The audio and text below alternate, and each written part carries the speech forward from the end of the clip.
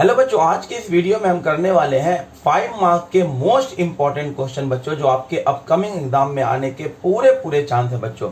तो आज की वीडियो में हम बहुत अच्छे 5 मार्क के क्वेश्चन करने वाले, जिसके आने के पूरे चांस है। मैंने बिल्कुल सिलेक्टेड क्वेश्चन सब लिया है जो एग्जाम में लगातार आते रहे, रिपीटेड क्वेश्चन सब है। तो चलिए स्टार्ट करते हैं। सबसे पहला क्वेश्चन हमारा सॉल्व एलपीपी। एलपीपी से मैंने ये क्वेश्चन लिया, 5 नंबर में आने के पूरे चांस है।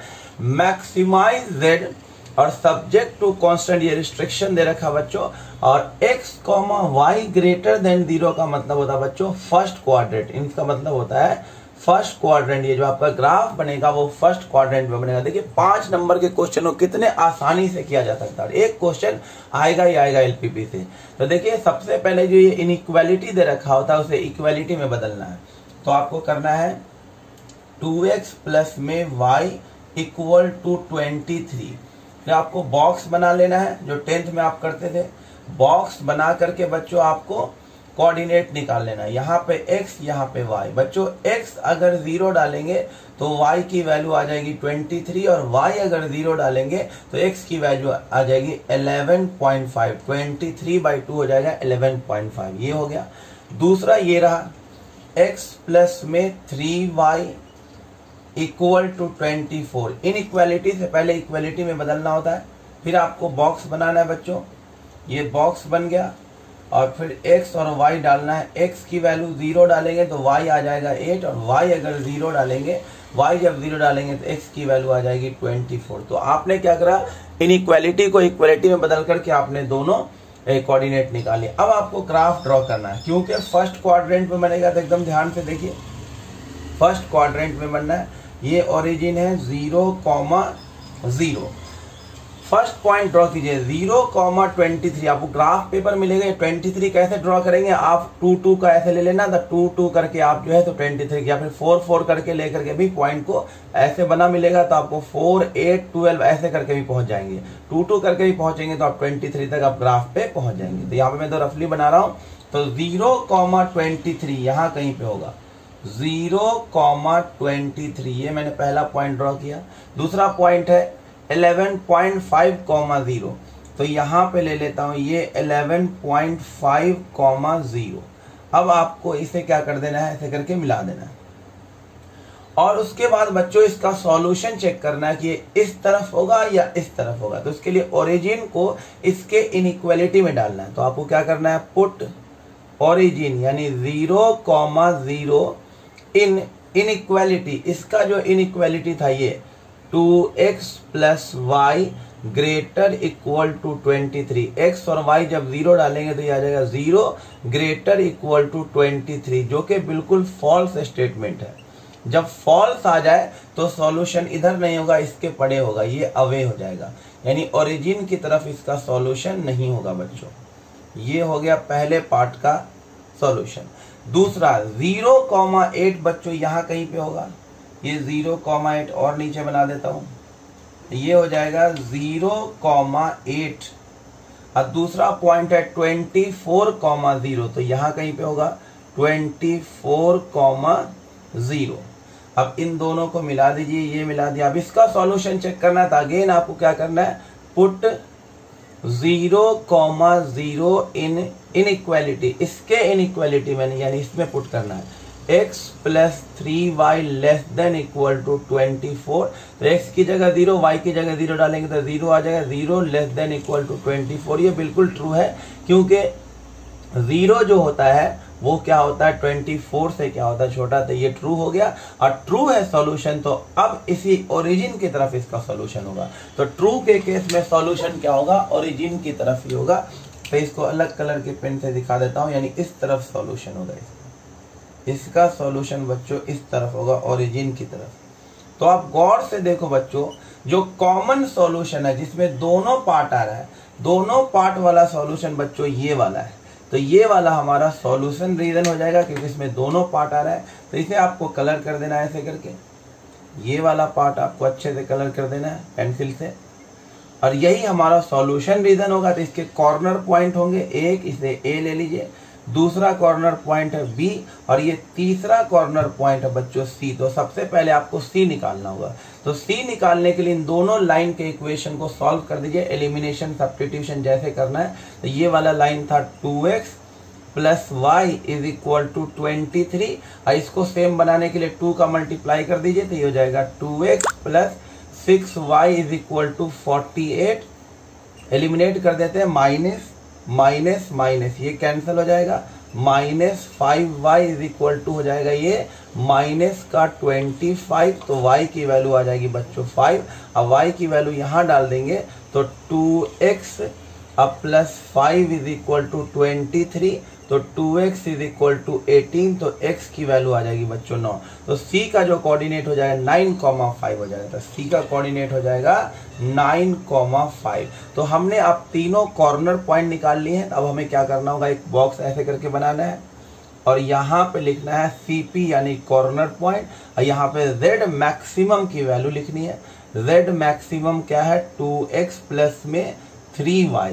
कॉर्नर पॉइंट कौन है, A जिसका कोऑर्डिनेट है 11.5,0, B जिसका कोऑर्डिनेट है 24,0, C जिसका कोऑर्डिनेट है 9,5। अब इन सब पे Z की वैल्यू निकालिए। तो x की जगह डालेंगे 11.2 तो ये हो जाएगा 23, ये तो 0 ही हो जाएगा। यहाँ से z की वैल्यू आ जाएगी 48 और यहाँ से z की वैल्यू आ जाएगी 18 और प्लस में 15 यानी कि 33 आ जाएगा। तो मैक्सिमम वैल्यू ये हो गया, हमें मैक्सिमम बताना था। तो हमारा आंसर होगा z maximum is equal to 48। z maximum is equal to 48 at कौन सा पॉइंट 24,0 और आपको पूरे 5 नंबर बच्चों मिल जाएंगे। अब देखिए बच्चों next question, again next question 5 mark का इमेज निकालने वाला क्वेश्चन बहुत इंपॉर्टेंट है बच्चों। Find image of this point in line this. ये इमेज वाला question as a foot of perpendicular भी आ सकता है, लेंथ ऑफ परपेंडिकुलर भी आ सकता है। एकदम आराम से समझा रहा हूँ, जिसने पहली बार भी करा वो भी कर लेगा क्योंकि 5 नंबर का एक सेलेक्टेड क्वेश्चन है। तो करना कैसे होता है बच्चों, इसे देखिए इमेज निकालना है। तो सबसे पहले आप एक लाइन बनाइए, ये लाइन का इक्वेशन दे रखा है। तो ये लाइन है, इस लाइन का इक्वेशन दे रखा है और इसका डायरेक्शन रेशियो ये दे रखा है। तो ये लाइन है, ये लाइन मैंने ड्रॉ कर दिया और इसका डायरेक्शन रेशियो आपको दिख रहा है, नीचे लिखा होता है डायरेक्शन रेशियो 10 -4 और ये -11 लिख दिया। और दूसरा जो पॉइंट का इमेज निकालना है उसे P ले लीजिए। ये P है जिसका इमेज निकालना है 2 - 1 हमें इसका इमेज निकालना है। ये n जो हो गया ये हो गया फुट ऑफ परपेंडिकुलर, इसके नीचे आएगा इमेज। तो सबसे पहले आपको इमेज निकालने के लिए पहले फुट ऑफ परपेंडिकुलर निकालना होगा, क्योंकि फुट ऑफ परपेंडिकुलर जैसे निकल जाएगा तो ये होगा I फॉर इमेज। इमेज का कोऑर्डिनेट ले लेते हैं A, B, C। तो जैसे फुट ऑफ परपेंडिकुलर मिल जाएगा, ये वाला पॉइंट इन दोनों का मिड पॉइंट होगा तो फिर आपको इमेज भी मिल जाएगा। तो सबसे पहले आपको फुट ऑफ परपेंडिकुलर N का कोऑर्डिनेट निकालना होगा X, Y, Z। ये N का कोऑर्डिनेट सबसे पहले हमें निकालना होगा। तो बच्चों ध्यान से देखो, हमें क्या करना होगा, PN का डायरेक्शन रेशियो निकालना होगा। तो direction ratio of DRS of PN का डायरेक्शन रेशियो, 2 पॉइंट दे रखा हो तो डायरेक्शन रेशियो कैसे निकालते हैं, X -2, Y और इसमें से माइनस होगा तो +1, Z -5। ये आ गया PN का डायरेक्शन रेशियो। अब ध्यान से देखो बच्चों, इसे आप क्या करेंगे, K के इक्वल लिख देंगे और यहाँ से X, Y, Z की वैल्यू निकाल लेंगे। तो X की वैल्यू आएगी, ये जब K के इक्वल होगा तो 10 इधर जाएगा तो ये हो जाएगा 10K। अब प्लस में ये -11 उधर चला जाएगा तो ये +11। फिर जब y निकालेंगे तो y इज इक्वल टू ये इधर जाएगा -4K और 2 माइनस हो जाएगा तो ये हो जाएगा। फिर z निकालेंगे बच्चों तो ये उधर जाएगा -11K और 8 क्या हो जाएगा माइनस। तो अब आप यहाँ डाल दीजिए डायरेक्शन रेशियो ऑफ PN में x की वैल्यू डालेंगे ये और उसमें से 2 माइनस करेंगे तो क्या बचेगा, ये बचेगा 10K, इसमें से 2 माइनस कर दीजिए तो +9। फिर y प्लस 1, ये y है, इसमें 1 ऐड करेंगे तो क्या आएगा -4k, और 1 ऐड करेंगे तो ये हो जाएगा -1। z -5, इसमें से 5 माइनस कीजिए तो -11k, और -5 करेंगे तो -13 आ जाए। ये हमने निकाल लिया डायरेक्शन रेशियो ऑफ Pn। अब निकालना होगा डायरेक्शन रेशियो ऑफ लाइन।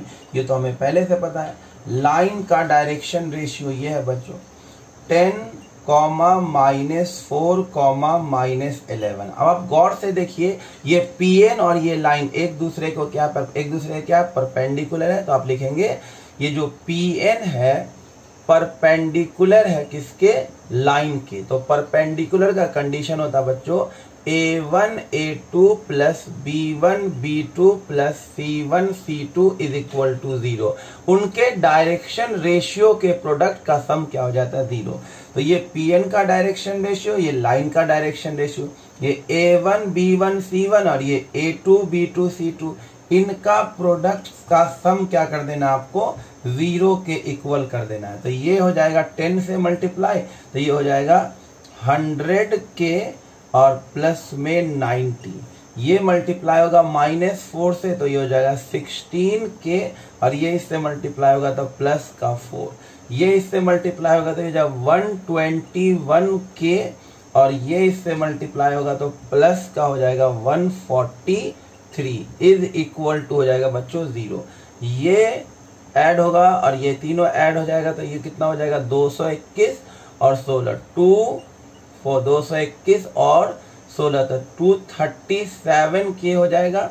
और इन सबको ऐड कीजिए 143 और ये 90, तो ये हो जाएगा 233 और 233 प्लस 4 ये हो जाएगा 237 इज इक्वल टू 0।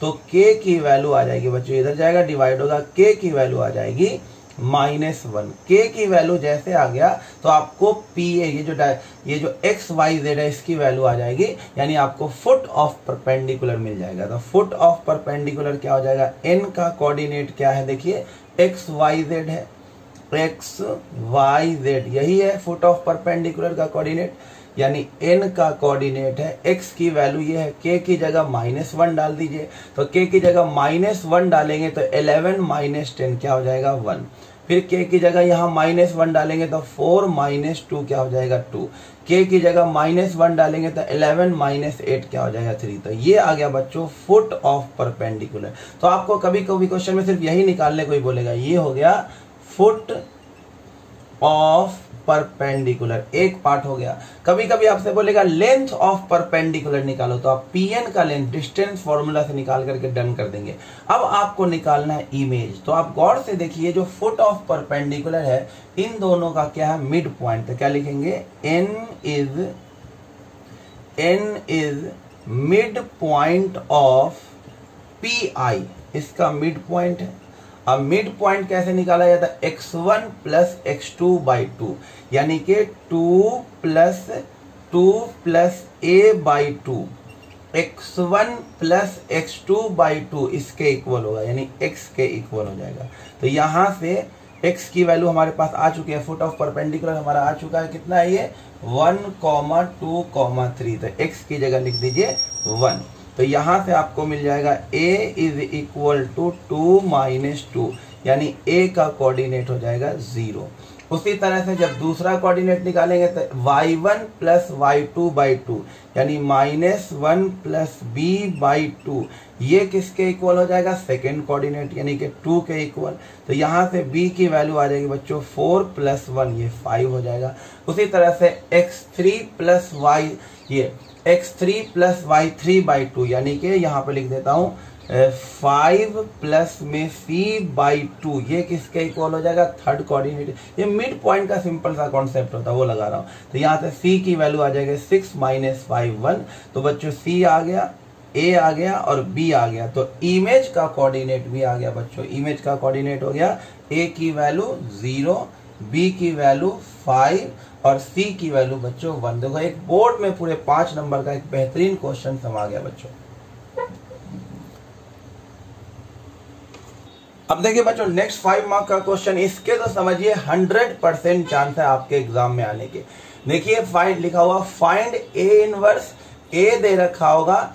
अब बोलेगा using A inverse solve this linear equation. तो सबसे पहले आपको इसमें ए इनवर्स निकालो, उसके बाद ही कोई काम करना है। तो ए इनवर्स का फॉर्मूला होता है 1 अपॉन डिटर्मिनेंट इनटू में एडजॉइंट ऑफ ए। तो सबसे पहले निकालना होगा आपको डिटर्मिनेंट ऑफ ए। कैसे निकालेंगे, ये 1 रखा, ये गायब हो जाएगा, ये इससे मल्टीप्लाई डायरेक्ट कर रहा हूं, 8 माइनस 6 ये 2 हो जाएगा, सिंपल है।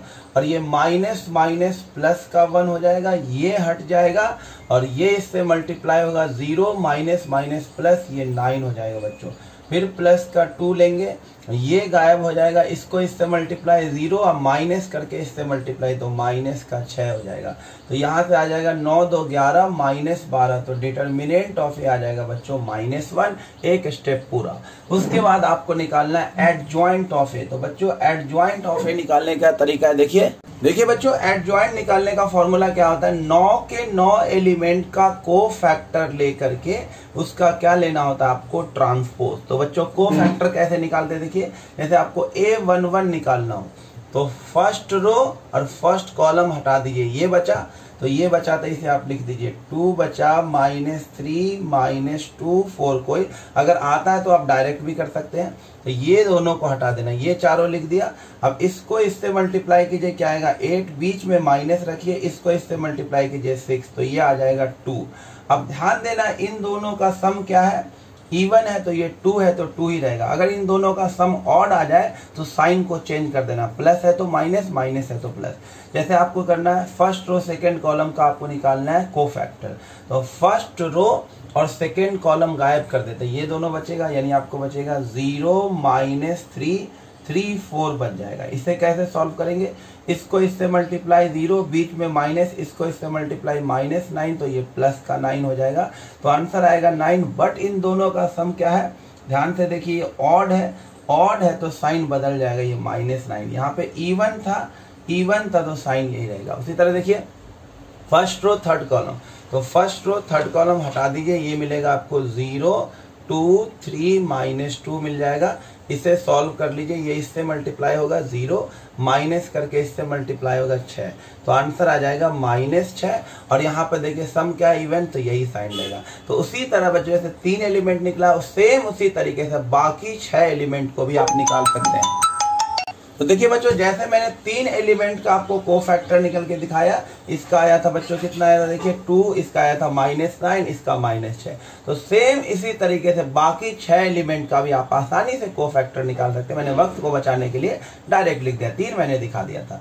तो यहाँ से सबका कोफैक्टर निकल गया, तो एडजॉइंट ऑफ ए आ जाएगा। तो एडजॉइंट ऑफ ए में ये सारा लिख दीजिए, A11 कितना आया था 2, A12 कितना आया था -9, A13 कितना आया था -6, फिर आ गया 0 -2 -1, फिर हो गया -1 3 और 2। फिर उसका ट्रांसपोज लेना था, ट्रांसपोज मतलब रो को कॉलम बना दीजिए, 2 -9 -6 0 -2 -1 -1 3 और 2। एडजॉइंट आ गया एडजॉइंट। अब ए इनवर्स का फॉर्मूला क्या होता है, 1 अपॉन डिटर्मिनेंट इनटू में एडजॉइंट। तो 1 अपॉन डिटर्मिनेंट, डिटर्मिनेंट की तो वैल्यू कितनी थी -1, और ये रहा एडजॉइंट 2 0 -1 -9 -2 3 -6 -1 2। अब माइनस से सबको मल्टीप्लाई कर दीजिए, तो ए इनवर्स आ जाएगा आपको बच्चों -2, ये वाला माइनस सबसे मल्टीप्लाई 0 1 9 2 -3 6 1 -2। ये पहला स्टेप हो गया बच्चों 5 नंबर में कि आपने ए इनवर्स निकाल लिया। अब ए इनवर्स निकालने के बाद बच्चों आपको क्या करना है, इसे सॉल्व करना है। तो किसी लीनियर इक्वेशन को सॉल्व करने का जो फॉर्मूला होता है बच्चों, वो देखिए, वो होता है x = ए इनवर्स इंटू में B. x = A inverse into में B, x = A inverse into में बी। x क्या होता है, ये जितने वेरिएबल है, तो यानी कि x y z 3 वेरिएबल है। और a क्या होता है बच्चों, इसका जो कोफिशिएंट होता है x y z का, तो x y z का कोफिशिएंट क्या है, 1 -1 2, और फिर यहाँ क्या है 0 2 -3, फिर यहाँ क्या है देखिए 3 -2 4। इसका इनवर्स इनटू में बी, ये कांस्टेंट जो लिखा होता है 113, ये आ गया। तो अब गौर से देखो, आपने जो इनवर्स निकाला है, गौर से देखिए सेम चीज है। तो ये आपने इतनी मेहनत से इसी का तो इनवर्स निकाला है जो कि ये आया है। तो ए इनवर्स की जगह बच्चों आप ये लिख दीजिए जो निकाला है आपने। तो ए इनवर्स की जगह लिखिए -2019 -2 -3 6 1 -2 और उसको मल्टीप्लाई कर दीजिए किसके साथ, 113 के साथ। तो मल्टीप्लाई कैसे करेंगे, फर्स्ट रो फर्स्ट कॉलम। तो ये -2, ये इससे मल्टीप्लाई 0 और ये इससे मल्टीप्लाई +3, फिर ये इससे मल्टीप्लाई होगा 9 + 2 -9, ये फिर इससे मल्टीप्लाई होगा 6 + 1 -6। तो इस तरह से बच्चों गौर से देखिए, यहीं पे लिख देता हूँ, ये तो आ जाएगा 1, ये आ जाएगा 2 और ये आ जाएगा 1। ये किसकी वैल्यू होगी, पहला वाला हो गया x की वैल्यू। तो x की वैल्यू हो गई 1, y की वैल्यू हो गई 2 और z की वैल्यू हो गई बच्चों 1। पूरे 5 नंबर आपको मिल जाएंगे बच्चों। अब देखिए बच्चों नेक्स्ट क्वेश्चन, ये भी गारंटेड क्वेश्चन है बच्चों, 5 नंबर में आने के 99% चांस है। कि आपसे बोला है शो करो इस फंक्शन को, ये जो फंक्शन दे रखा है रियल -4/3 से रियल, ये फंक्शन है बच्चों। याद रखना ये वाला कोडोमेन होता है। एक फंक्शन a से b जब डिफाइन होता है तो b का एलिमेंट जो होता है वो कोडोमेन होता है। तो यहाँ पे कोडोमेन रियल नंबर हो गया। बोला ये फंक्शन क्या है, 1 है, और फिर चेक करके बताओ ये ऑन टू है कि नहीं। तो सबसे पहले तो बात कर लेते हैं फॉर 1 एकदम इजी होता है। देखिए फॉर 1 तो कोई भी कर लेगा, इतना आसान होता है। 1 के लिए आपको लेट करना होता है, लेट f(x1) = f(x2)। ऐसा करने से अगर x1 = बच्चों x2 आ जाता है तो आप बोलोगे 1 है, अदरवाइज अगर नहीं आता है, इसके साथ और कुछ आ जाता है तो वो 1 नहीं होगा। तो चलिए चेक करते हैं। f(x1) का मतलब हुआ x की जगह x1 डाल दीजिए, 4x1/3x1 + 4 और ये हो जाएगा 4x2/3x2 + 4। क्रॉस मल्टीपल कीजिए, ये हो जाएगा 12x1x2 अब प्लस में 16x1, ये हो जाएगा 12x1x2 और ये इधर चला जाएगा 16x2 आ जाएगा। ये इससे कैंसिल हो जाएगा। 16x1 = 16x2, 16 से 16 कैंसिल। जैसे ही x1 = x2 आ गया तो आप नीचे आसानी से लिख सकते हैं कि f is 1 कौन सा फंक्शन हो गया, f 1। अब बच्चों ऑन टू कैसे चेक किया जाता है उसको ध्यान से देखिए। फॉर ऑन टू पूरे 5 नंबर का क्वेश्चन है, कभी कभी किस्मत अच्छी नहीं रहती है 3 नंबर में आ जाता है। फॉर ऑन टू के लिए इसके घर का नाम रखिए y = 4x/3x + 4। ये लिखा हुआ है y in terms of x। अब हमें निकालना होगा x in terms of y। Cross multiple कीजिए, 3xy प्लस में 4y = 4x। x वाले को एक तरफ ले जाइए तो इधर हो जाएगा 4y = 4x - 3xy। तो ये हो जाएगा 4y, x कॉमन लीजिए, ये हो जाएगा 3 ये हो जाएगा 4 - 3y। तो यहाँ से बच्चों x की वैल्यू आ गई 4y/4 - 3y।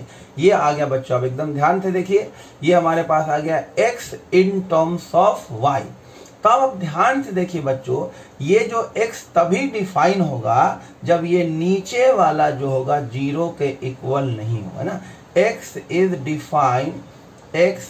डिफाइन, ये सब आपको लिखना होगा व्हेन, ये जो डेनोमिनेटर में, क्योंकि कभी भी कोई चीज रेशियो में लिखा होता है तो रियल फंक्शन के लिए ये चीज 0 नहीं होना चाहिए। डिफाइन व्हेन 4 - 3y क्या नहीं होना चाहिए, 0 के इक्वल नहीं होना चाहिए। तो यहाँ से आ जाएगा, ये इधर चला जाएगा, यानी 3y किसके इक्वल नहीं होना चाहिए, 4 के। यानी y किसके इक्वल नहीं होना चाहिए, 4/3 के। और y की वैल्यू भी बच्चों क्या होता है, रेंज होता है। तो y की वैल्यू जो है सब कुछ चलेगा, बस क्या नहीं चलेगा, 4/3 नहीं चलेगा। तो रेंज की जो वैल्यू आ गई, ऑल रियल नंबर एक्सेप्ट 4/3। तो रेंज हो गया रियल नंबर जिसमें से 4/3 नहीं चलेगा। और गौर से देखिए बच्चों, जो कोडोमेन है, कोडोमेन इन्होंने साफ साफ पूरा रियल नंबर दे रखा, ऑल रियल नंबर। तो क्या रेंज और कोडोमेन इक्वल हुआ? नहीं, कोडोमेन है ऑल रियल नंबर, लेकिन रेंज है ऑल रियल नंबर एक्सेप्ट 4/3। 4/3 नहीं चलेगा। तो इस केस में आप लिख सकते हैं जो रेंज है वो नॉट इक्वल टू कोडोमेन आ गया बच्चों। और जब रेंज कोडोमेन के इक्वल नहीं है तो फंक्शन को ऑन टू नहीं बोला जाएगा। तो बोलेंगे f is not onto, ये फंक्शन ऑन टू नहीं होगा। अब देखिए बच्चों, नेक्स्ट इंपॉर्टेंट क्वेश्चन है एप्लीकेशन ऑफ इंटीग्रेशन से find area of a smaller part of this circle. बच्चों ये सर्कल का इक्वेशन है, cut off by the line x is equal to a/√2। तो सबसे पहले इसे ड्रॉ कीजिए बच्चों। ये सर्कल है, सर्कल है वो भी कैसा सर्कल जिसका सेंटर है 0 0। ये स्टैंडर्ड फॉर्म होता है, सेंटर 0 0 है, रेडियस है a। तो ये सर्कल हो जाएगा कुछ इस तरह से, सेंटर 0 0 और रेडियस इसका क्या है बच्चों a। तो ये हमने ड्रॉ कर लिया एक सर्कल, और इसका रेडियस a है तो इसका कोऑर्डिनेट हो जाएगा a,0। अब आपको ड्रॉ करना है ये लाइन ये है y एक्सिस और ये है बच्चों x एक्सिस, और ये लाइन है x is equal to a/√2। देखो बच्चों ये है यहाँ पे x is equal to a, तो ऑब्वियस सी बात है a/√2 इससे थोड़ा सा पहले होगा। तो ये वाला लाइन हो जाएगा x is equal to a/√2। अब आपको स्मॉलर पार्ट, देखो find area of circle cut off a smaller part of circle cut off by line. तो देखो ये सर्कल दो हिस्सों में बट गया, इस लाइन से ऐसे बट गया, एक हिस्सा ये है एक हिस्सा ये है। हमें स्मॉलर पार्ट इसका एरिया निकालना बच्चों, यानी हमें इस वाले पार्ट का एरिया निकालना है। तो उसके लिए आपको क्या करना है, यहाँ पे y लिखना है बच्चों, इसका कोऑर्डिनेट क्या हो जाएगा, यहाँ पे x की वैल्यू तो क्या है a/2, और यहाँ से लेकर यहाँ तक क्या कर देना है, इंटीग्रेट। काफी आसान है, बस इसमें कैलकुलेशन है थोड़ा, इसलिए 5 नंबर में आया है। तो एरिया जो हो जाएगा बच्चों, area of a smaller part, इस y को आप क्या कर देंगे, इंटीग्रेट कहाँ से कहाँ तक, यहाँ से लेकर यहाँ तक। यहाँ पर x की वैल्यू क्या होगी a/√2, इस पूरे लाइन पे x की वैल्यू क्या है a/√2। तो ये a/√2 से लेकर यहाँ तक, यहाँ x की वैल्यू क्या है, ये क्या हो जाएगा इंटीग्रेट। इनटू में 2 इसलिए कर देंगे कि एक पार्ट ऊपर है और एक पार्ट नीचे, इसलिए 2 से मल्टीप्लाई कर देना। अब ये y कैसे निकलेगा, y की वैल्यू निकलेगी इस फॉर्मूले से। तो y हो जाएगा यहाँ से √a² - x²। तो एरिया आ जाएगा इंटीग्रेशन ऑफ a/√2 से a, और y की जगह लिखेंगे a² - x² dx। ये 2 बाहर लिख देंगे। ये स्टैंडर्ड फॉर्मूला है बच्चों, देखो ध्यान से, ये हो जाएगा एरिया इज इक्वल टू 2 अपनी जगह पे रहेगा। ये स्टैंडर्ड फॉर्मूला है, तो इसका फॉर्मूला देखिए क्या हो जाएगा। इसका फॉर्मूला होता है बच्चों x/2 वही का वही, यानी ये जो लिखा हुआ है a² - x² plus a²/2 sine inverse x/a। ये स्टैंडर्ड फॉर्मूला, इसी को याद करने का तो ये क्वेश्चन 5 नंबर में आया है। इसको याद करने का आपको इनाम मिलेगा कि आपको इससे 5 नंबर मिल जाएंगे। कहाँ से कहाँ तक, a/√2 से लेकर a तक। अब आपको क्या करना है, लिमिट पुट करना है, एक बार अपर लिमिट अब माइनस करके एक बार लोअर लिमिट। तो अपर लिमिट पुट करें तो x की जगह a पुट करें, तो x की जगह यहाँ a पुट करेंगे तो a² - a², ये तो 0 ही हो जाएगा। अब प्लस में a²/2 साइन इनवर्स, जब यहाँ x की जगह a डालेंगे तो a/1 हो जाएगा। तो ये हो गया अपर लिमिट, फिर बीच में लिखेंगे माइनस और फिर लिखेंगे लोअर लिमिट। x की जगह इस बार लिखेंगे a/√2, तो ये हो जाएगा a/2√2, और इसके अंदर हो जाएगा a² - x की जगह ये डालेंगे तो ये हो जाएगा a²/2। अब प्लस में a²/2 साइन इनवर्स x की जगह डालेंगे a/√2, तो यहाँ बचेगा a से a कट जाएगा 1/√2। तो ये हो गया lower limit, upper limit minus lower limit. अब बारी आती है इसको सॉल्व करने की। 2 बिल्कुल बाहर है, साइन इनवर्स 1 होता बच्चों π/2, तो ये हो जाएगा a² 2 इंटू में पाई बाई 2। अब माइनस अंदर कर देते हैं तो ये हो जाएगा a बाई 2√2, और ये सॉल्व करेंगे तो a square minus two A square minus A square by 2 आएगा, रूट हटाएंगे तो ये हो जाएगा a बाई √2। सॉल्व कर लेंगे और ये माइनस इससे मल्टीप्लाई होगा तो minus a square by 2, sine inverse 1 by √2 होता है बच्चों पाई बाई 4, क्योंकि साइन पाई बाई 4 1 बाई √2 होता है, तो ये हो जाएगा पाई बाई 4। अब और सॉल्व कर लीजिए। देखिए बच्चों इस 2 को अंदर मल्टीप्लाई कर दीजिए, तो 2 को इससे मल्टीप्लाई करेंगे तो ये हो जाएगा a स्क्वायर पाई बाई 2।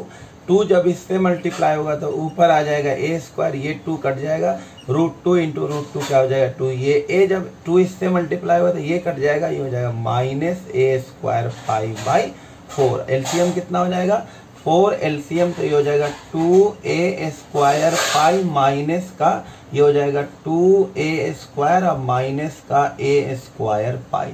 तो देखिए ध्यान से बच्चों 2a स्क्वायर पाई में से a स्क्वायर पाई माइनस करेंगे तो ये a square pi minus 2a square by 4 बचेगा, फिर a स्क्वायर क्या ले लेंगे कॉमन, तो ये पाई माइनस 2 अपॉन में क्या हो जाएगा बच्चों 4। तो ये है बच्चों आपका answer a square pi minus 2 by 4।